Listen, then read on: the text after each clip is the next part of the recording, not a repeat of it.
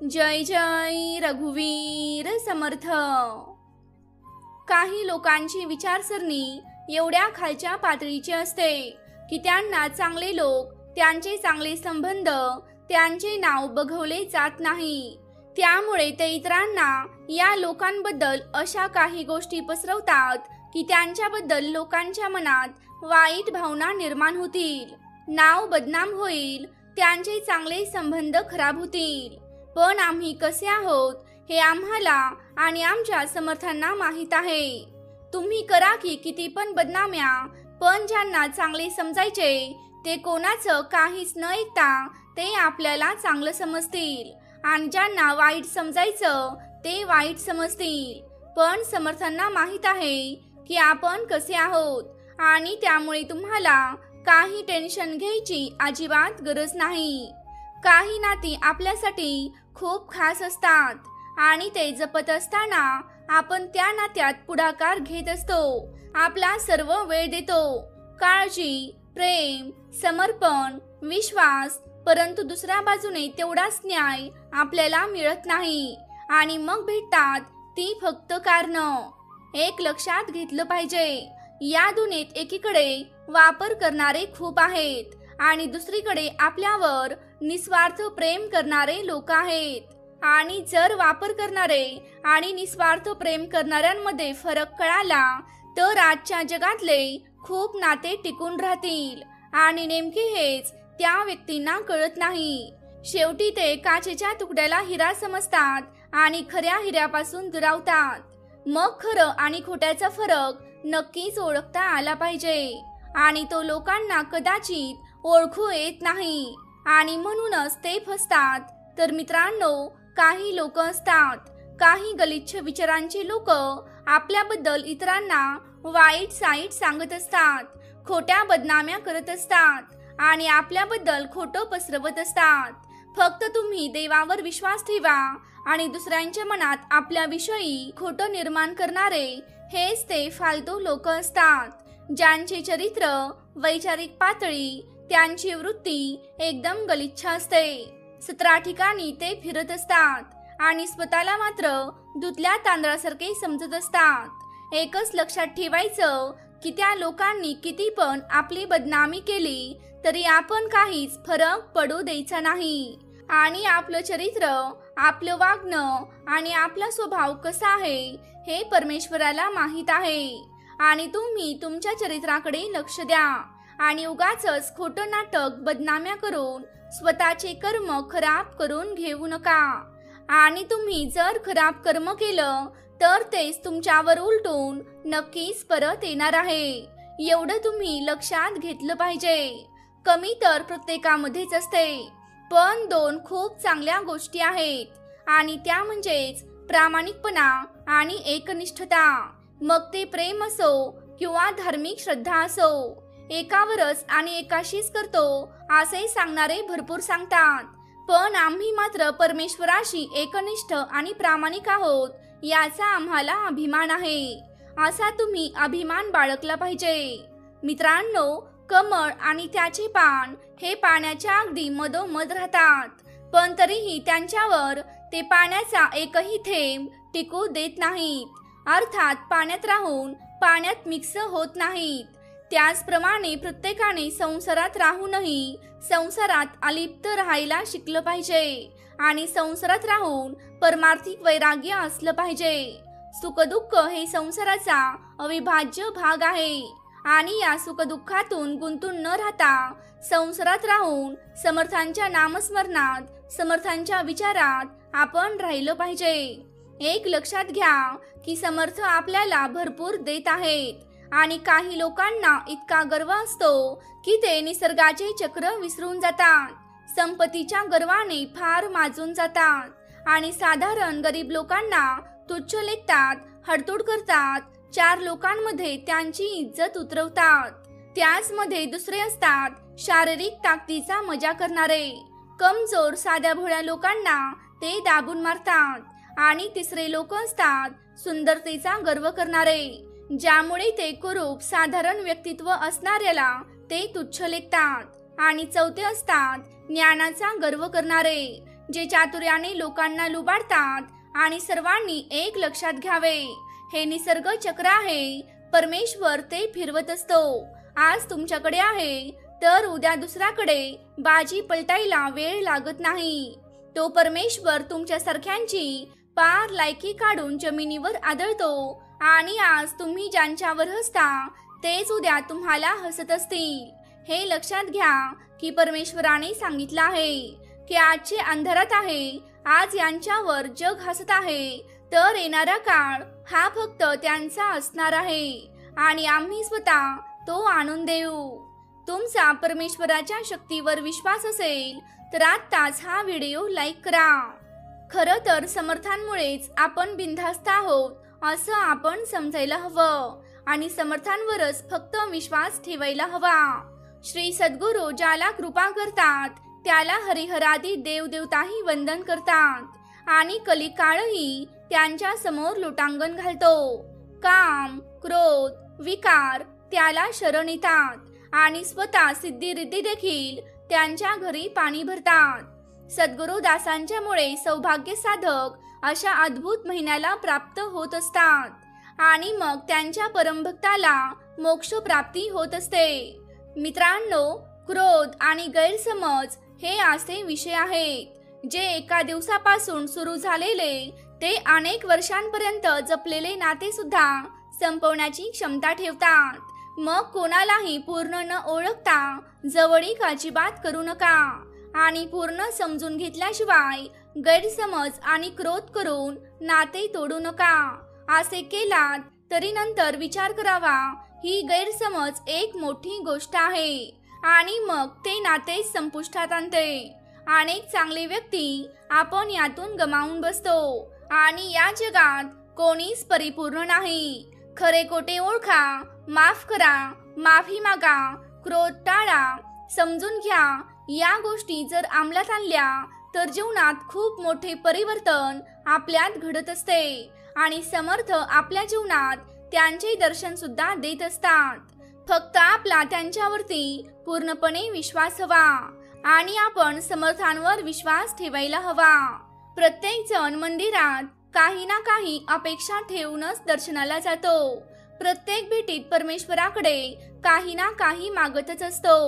पण या आठवड्यातून काहीच न मागता, कोणतीच अपेक्षा न ठेवता तुम्ही दर्शन घ्या. वेळ, घर, संसार, नातं, प्रॉब्लेम्स सर्व काही विसरून जा आणि परमेश्वरापुढे पूर्ण शरणागती पत्करा, जेणेकरून परमेश्वराला सुद्धा आनंद वाटतो आणि मग परमेश्वर भरभरून आपल्याला आशीर्वाद देत असतात. देव म्हणतो, माणसाने मरायची इच्छा कधीच करू नये आणि जर मी जगलो तर आणखीन मला सत्कर्म करायला मिळेल असा विचार मनात पाहिजे आणि आपल्या भोवतालच्या माणसांमध्ये मिळून मिसळून राहावे. जर आपण आपले मन अध्यात्मात लावले तर जीवनाची नौका व्यवस्थित पार पडेल आणि आपलं जीवन सुद्धा अगदी सुखमय होऊन जाईल.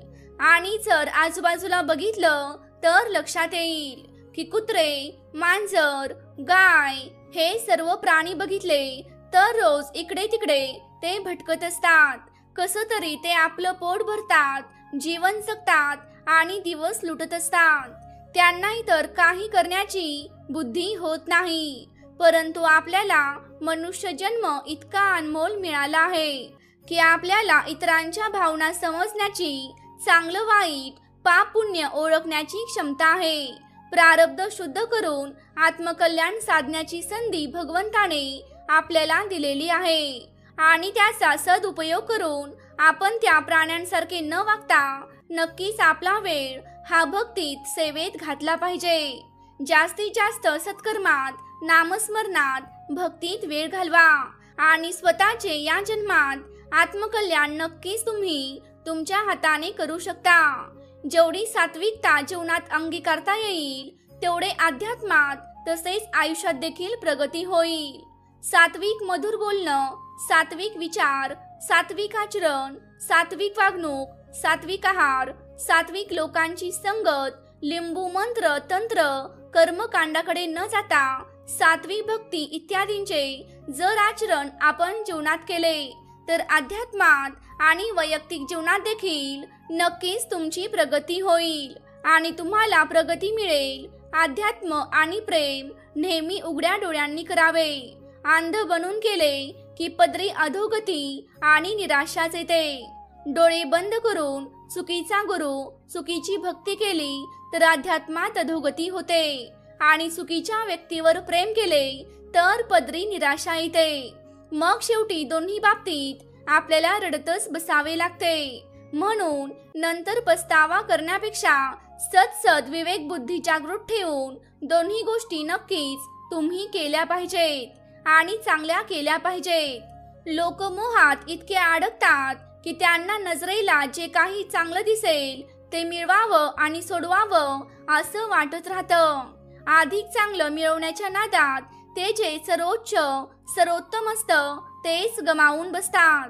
मग ते वस्तू असो किंवा माणूस असो, नंतर पश्चाताप केल्याशिवाय त्यांच्या हातात काहीच लागत नाही आणि मग ते सर्व माणसांना विसरून जात असतात आणि आपलेही कर्म वाईट करून घेत असतात।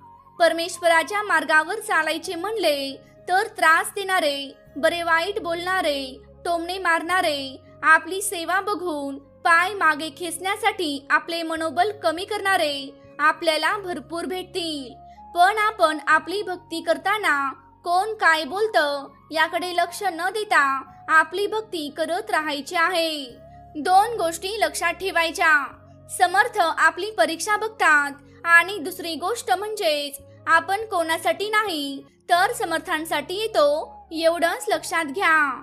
मित्रांनो, सौंदर्याची कमतरता चांगला स्वभाव नक्कीच पूर्ण करू शकतो, पण चांगल्या स्वभावाच्या कमतरतेला सौंदर्य आणि पैसा कधीच पूर्ण करू शकत नाही। म्हणून कोणतंही नातं जोडताना स्वभाव परिपूर्ण असावा, सौंदर्य नाही।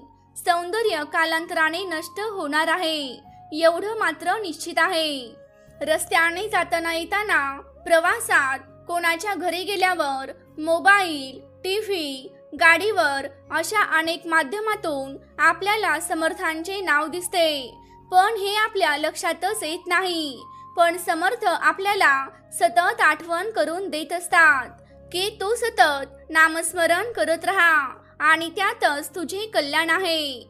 हा संदेश अशा दृश्यांच्या माध्यमातून समर्थ आपल्याला सतत देत असतात। त्यामुळे लक्षात ठेवा, आपण सतत नामस्मरणात असलं पाहिजे आणि समर्थच आपल्या पाठीशी नेहमी असणारच आहेत। या ब्रह्मांडातील सर्वात सुंदर आणि खात्रीशीर आश्रयस्थान म्हणजेच तो परमेश्वर आहे आणि जर श्रद्धा असली तर सृष्टीतल्या प्रत्येक गोष्टीत कणाकणात देव आपल्याला दिसतो आणि त्याचे अस्तित्व जाणवते आणि हे अनुभूतीने अनुभवावे लागते आणि शेवटी श्रद्धेचा देखील तो एक भाग आहे आणि श्रद्धेचा जरी भाग असला तरी आपण परमेश्वरावर श्रद्धा निश्चितच ठेवली पाहिजे। जर आपण लोकांच्या मनासारखं नाही वागलो तर लोक इतरांना आपल्याबद्दल नाही ते सांगून आपलं चारित्र्य खराब करतात। हे झालं लोकांचं, पण परमेश्वराच्या मनासारखं फक्त एकदा वागून बघा आणि मग ते तुमचे जीवन सुंदर बनवून टाकतात। हाच फरक आहे परमेश्वरामध्ये आणि लोकांमध्ये। जर तुम्हाला एखादी गोष्ट मनापासून, अंतःकरणापासून जर कोणाला सांगावीशी वाटली तर फक्त आणि फक्त समर्थांना सांगा, कारण तुमची ती गोष्ट समर्थ ऐकून घेतील। जर तुमची आनंदाची गोष्ट असेल तर समर्थ सुद्धा आनंदी होतील आणि जर तुमची दुःखाची गोष्ट असेल तर समर्थांना सुद्धा दुःख होईल। पण जर याच ठिकाणी तुम्ही ती गोष्ट इतरांना सांगितली तर लोक काय करतात हे आपल्याला चांगलंच माहीत आहे। लोक आपल्या समोर ते दुःखाने ऐकून घेतात आणि शेवटी इतरांना ते हसून हसून सांगतात। म्हणजेच लोकांची सवय आहे रडत ऐकून घ्यायचं आणि हसत हसत इतरांना सांगायचं। भक्तांनो, आपले दुःख इतरांना न सांगता प्रत्येक वेळी त्या परमेश्वराजवळच आपलं मन मोकळं करा, कारण त्या परमेश्वराशिवाय आपल्याला त्या दुःखातून बाहेर काढणारं कोणीच दुसरं भेटणार नाही। म्हणून त्या परमेश्वरावर बिनधास्त विश्वास ठेवा. तुमचा विश्वास असेल तर होय टाईप करा आणि आत्ताच आपलं हे भक्तिमय चॅनेल सबस्क्राईब करा आणि ज्या भक्ताला याची गरज आहे त्याला शेअर करा, जेणेकरून त्याच्या दुःखात त्याला देवाचा आधार भेटेल आणि त्याचं पुण्य तुम्हालाही प्राप्त होईल. पुढील 5 मिनिटे तुझ्यासाठी महत्त्वाची ठरणार आहेत. जर का तू तुझ्या आयुष्यातील 5 मिनिटे हा संदेश ऐकवण्यात घालवलीस तर पुढील 100 वर्षे सुखाने जाऊ शकतात. देव म्हणतो, अरे बाळा, किती चिंतेमध्ये अडकून राहशील. चिंता करणे थांबव. ज्याच्या नशिबात आहे ते दाहून येईल आणि ज्याच्या नशिबात नाही ते येईल आणि जाईल. म्हणून अगणित इच्छा बाळगू नका. जे मिळाले आहे त्याचा सांभाळ करा आणि तुमच्या कर्मावर विश्वास ठेवा, राशी चक्रावर नाही. कारण राम आणि रावणाची राशी दोघांची एकच होती, पण यतीने त्यांना त्यांच्या कर्मानुसारच फळ दिले. लहान विचार आपल्या शंकेला जन्म देतो आणि मोठा विचार समाधानाला जन्म देतो. ऐकायला शिकलात तर सहन करायला शिकाल आणि सहन करायला शिकलात तर जगायला शिकाल. तुम्ही बरोबर असाल तर काहीही सिद्ध करण्याचा प्रयत्न करू नका. फक्त बरोबर राहा, वेळ साक्ष देईल. या जगात तुमचे स्वतःचे असे कोणीच नाही. प्रत्येक जण केवळ त्याच्या स्वार्थापोटीच तुमच्याशी जोडला गेला आहे आणि जोपर्यंत एखाद्या व्यक्तीला याची जाणीव होत नाही तोपर्यंत त्याचं देवावर प्रेम आणि श्रद्धा निर्माण होत नाही.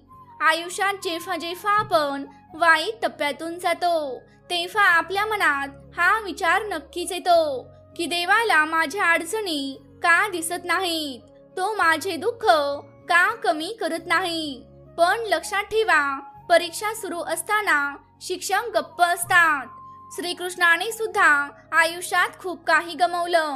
आधी त्यांच्यापासून आई सुटली, मग वडील सुटले, त्यानंतर नंद आणि यशोदा, मित्र आणि सोबती मागे राहिले, राधा होती तीही मागे राहिली, गोकुळही मागे राहिले, नंतर मथुराही राहिली. आयुष्यभर श्रीकृष्णांकडून काही ना काही दूर होत राहिले. श्रीकृष्ण हे दुःखाचे प्रतीक नसून उत्सवाचे प्रतीक आहेत. सर्वस्व गमावूनही आनंदी कसं राहायचं हे श्रीकृष्णापेक्षा चांगलं आपल्याला कोणीही शिकवू शकत नाही. म्हणूनच नेहमी आनंदी राहा, नेहमी हसत राहा. दुःख तर देवालाही चुकलेलं नाही, मग आपण तर साधारण मनुष्य आहोत. दुःखाला किती जवळ करायचं हे एकदा समजलं की आयुष्यात दुःखच उरत नाही. मन आंधळं आहे, त्याला स्वतःचे काही ज्ञान नाही, मनाला काहीच कळत नाही आणि ते नीट मार्गदर्शनही करत नाही. म्हणून आपल्या मनाच्या शब्दाचे आंधळेपणाने पालन करण्याची आणि महत्त्वाची कामे पुढे ढकलणे थांबवा. तुम्ही नेहमीच तुमच्या बुद्धीने काम करा, मनाने नाही. कारण आंधळे मन तुम्हाला महत्त्वाच्या गोष्टी करण्यापासून नेहमीच थांबवत असते. जेव्हा तुम्ही तुमच्या बुद्धीने महत्त्वाची कामे करायला सुरुवात करता तेव्हा तुमचे मन हळूहळू तुमचे मित्र बनू लागते. परंतु सध्या तुमचे मन तुमचे शत्रू बनले आहे, जे तुम्हाला दिवसेंदिवस नष्ट करत आहे. भक्तांनो, त्या मनाला आपला चांगला मित्र बनवा. समर्थांनी मनाला खूप चांगल्या प्रकारे समजावलं आहे. समर्थ म्हणतात, मना सज्जना भक्ती पंथेची जावे. त्या मनाला समर्थांनी सज्जन अशी उपमा देऊन मनाला चांगलं समजावलं आहे.